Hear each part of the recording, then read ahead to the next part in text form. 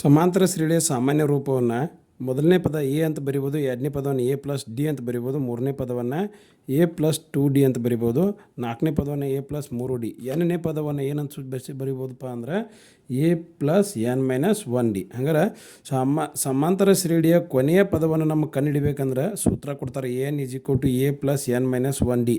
ಇಲ್ಲಿ ಎ ಅಂದ್ರೆ ಮೊದಲನೇ ಪದ, ಎನ್ ಅಂದ್ರೆ ಪದಗಳ ಸಂಖ್ಯೆ, ಡಿ ಅಂದ್ರೆ ಸಾಮಾನ್ಯ ವ್ಯತ್ಯಾಸ. ನೆನಪಿಟ್ಕೋಬೇಕಿದನ್ನು, ಇದ್ರ ಮೇಲೆ ಗ್ಯಾರಂಟಿ 2 ಮಾರ್ಕ್ಸಿನ ಒಂದು ಪ್ರಶ್ನೆ ಬೆಳೆದೈತೆ. ಹಂಗಾರೆ ಇನ್ನು ಪರಿಮಿತ ಶ್ರೇಣಿ ಅಂದ್ರೇನು?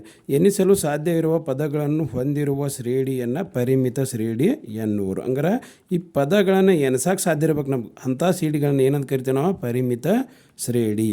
ಇನ್ನು ಅಪರಿಮಿತ ಶ್ರೇಣಿ ಅಂದ್ರೇನು? ಎನಿಸಲು ಸಾಧ್ಯವಾಗದ ಪದಗಳನ್ನು ಹೊಂದಿರುವ ಶ್ರೇಣಿಯನ್ನು ಅಪರಿಮಿತ ಶ್ರೇಣಿ ಎನ್ನುವರು. 5, 10, 15, 20 ಡ್ಯಾಶ್ ಡ್ಯಾಶ್ ಡ್ಯಾಶ್. ಹಂಗಾರೆ ಇಲ್ಲಿ ಎಷ್ಟು ಪದಗಳದಾವ ಗೊತ್ತಿಲ್ಲ, ಅದಕ್ಕೆ ಇದನ್ನು ಅಪರಿಮಿತ ಶ್ರೇಣಿ ಅಂತೇವೆ. ಇಲ್ಲಿ ಪದಗಳ ಸಂಖ್ಯೆ ಗೊತ್ತದಾವ, ಅದಕ್ಕೆ ಪರಿಮಿತ ಶ್ರೇಣಿ ಅಂತ ಕರಿತೀವಿ. ಈ ಸೂತ್ರ ನೆನಪಿಟ್ಕೋಬೇಕು, n is equal to A plus N minus 1D. ಇದು ಸಮಾಂತರ ಶ್ರೇಣಿಯ ಎನ್ನೇ ಪದ ಸೂತ್ರ. ಇಲ್ಲಿ ಎನ್ ಎ ಅಂದ್ರೆ ಮೊದಲನೇ ಪದ, ಎನ್ ಅಂದ್ರೆ ಪದಗಳ ಸಂಖ್ಯೆ, ಡಿ ಅಂದರೆ ಏನೈತಪ್ಪ?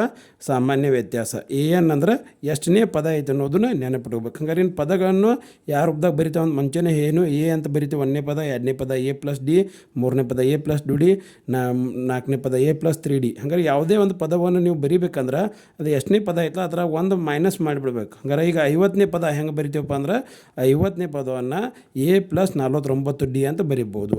40ನೇ ಪದವನ್ನು ಹೆಂಗೆ ಬರಿಬೋದು? ಎ ಪ್ಲಸ್ 39D ಅಂತ ಬರಿಬೋದು. 100ನೇ ಪದವನ್ನು ಎ ಪ್ಲಸ್ 99D ಅಂತ ಬರಿಬೋದು. ನೀವು ಎಷ್ಟನೇ ಪದ ಬೇಕಲ್ಲ ಅದರಾಗಿಂದ ಒಂದು ಮೈನಸ್ ಮಾಡಿ ಡಿಯನ್ನು ಬರಿಬೇಕು.